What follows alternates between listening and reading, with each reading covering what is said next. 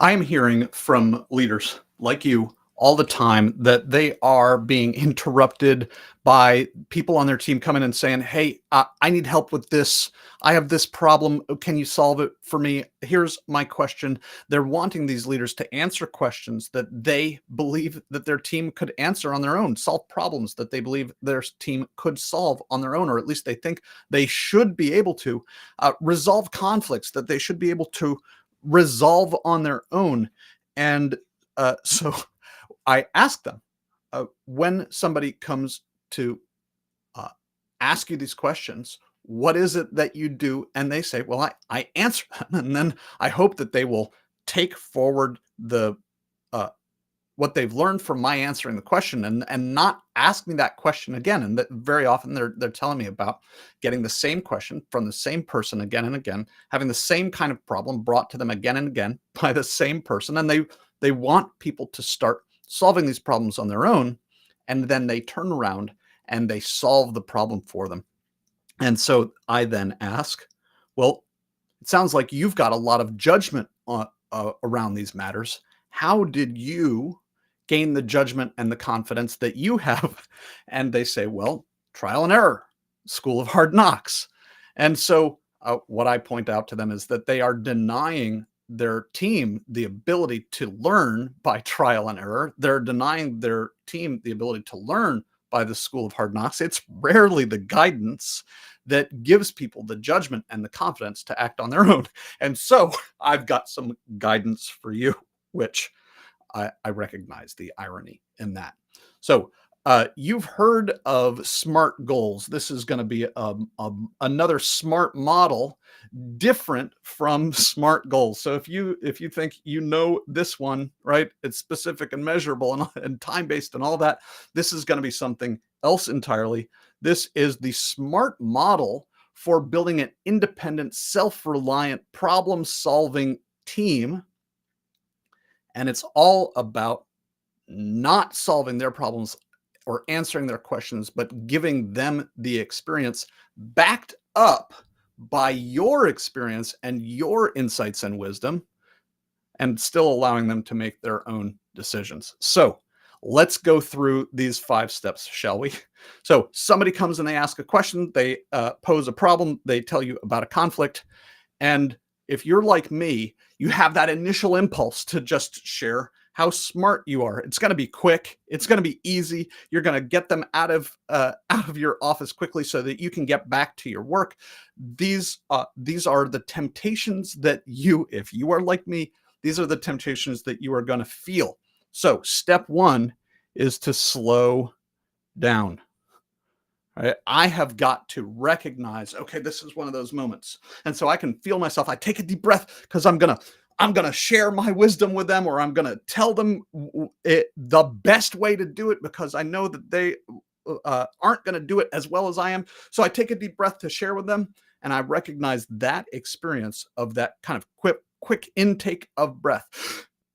Okay, here we go. That's my moment to go. And I actually let my exhale be slow. I don't necessarily blow out like I just did, but I allow my exhale to be slow. And I slow myself down. And I take another deep breath.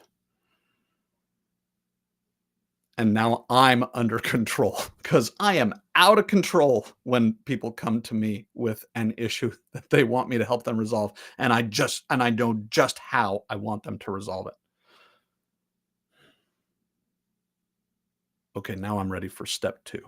Step 2 is to make it theirs, right? And it's already theirs. The question, the problem, the conflict, it already belongs to them. So this is as much in your brain as it is for them. You say, I'm so glad you brought me this question. What do you think? Right? And you ask for their input. You reflect it right on back to them. You just hand it back. You don't take on the question. You don't take on the problem. You don't take on the conflict. Instead, you make it theirs. And If you've been following me for a while, you know that I am in no way a fan of the idea that you should tell your team, hey, if you don't have a solution, don't bring me a problem. That is a recipe for people keeping problems that they can't solve to themselves. They've brought it to you because maybe they don't have the insight. They aren't sure how to solve it. That's one possibility. They've brought it to you because maybe they have some insight and they're not confident in it. And maybe they've brought it to you because they have an insight, they're fairly confident in it, and they still want it to be your idea because if it goes wrong, they don't want to be the one to take the blame. And so uh, that's a video for another time. If you've got people who are afraid that they are going to be blamed, that's a culture problem that you'll want to address so that people aren't worried about what are going to be the consequences if they get it wrong. Uh, that's a question for another day. Uh, you are going to make it theirs, even though they have some fear, some insecurity, some self-protection, some uncertainty that is meaning that they're wanting you to solve it for them. You're going to let them keep it. All right. A stands for ask them questions. You've already asked them one, right? What do you think? And they might say, well, I don't know. That's why I've come to you. And so the one great question that I love in response to I don't know is, well, if you did know, what would you think? If you did know, what would you suggest? If you did have an idea, what might it be? Then you can ask them other questions. You can ask them questions that delve a little deeper, that help them kind of start to have the insights themselves that you already have. Insights like, or questions like, uh, have you thought about how this might affect the marketing department? Or uh, what do you think Gerald would say?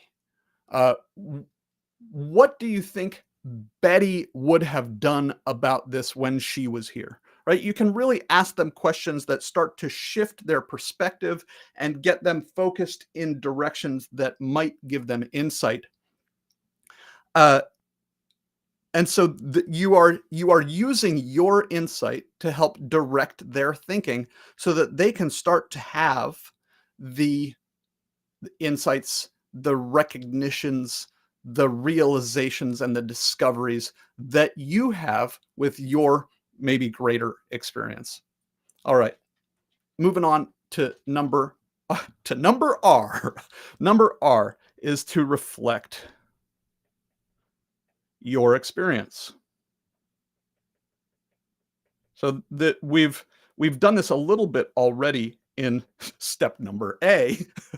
We've reflected our experience through questions. Now you can share some of the things that you might think about. You can say things like, well, in my experience in the past, this has been a problem. So you'll want to watch out for that.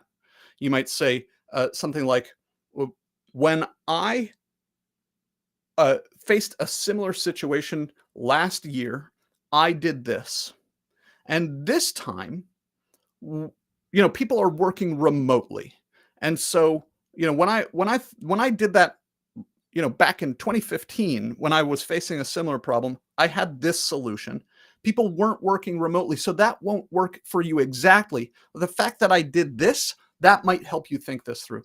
So this is a moment when you reflect your experience, being careful as you do, not to give them guidance, but simply to give them the benefit of your insights and experience a little bit more directly than you did when you were asking them questions.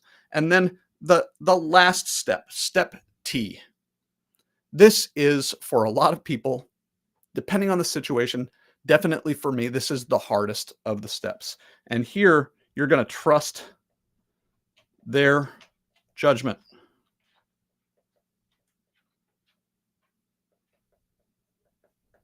Trust their judgment. You didn't hire no fools. And so this is a step that is really valuable. It's going to help boost their confidence. You might even tell them, hey, I trust you to come up with a good solution. They are not going to solve this, perhaps as well as you did. If they solve it 75 to 80% as well as you would, that's probably good enough. Even though that, like, good enough is a phrase that we kind of resist.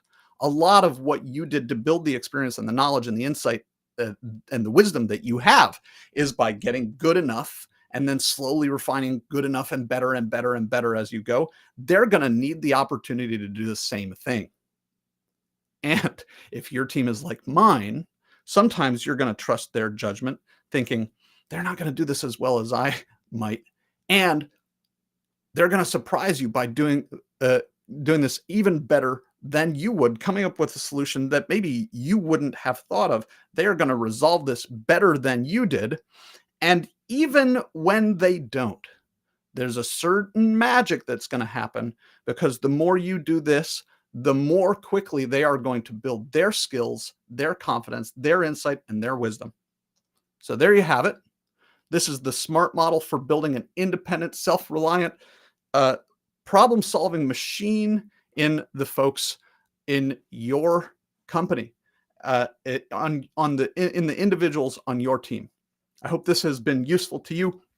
I'm Aaron Schmuckler, CEO and company culture engineer at the S-Works, where we are working tirelessly every day to help you engineer trust into your culture so that people and profits rise. Have a great day.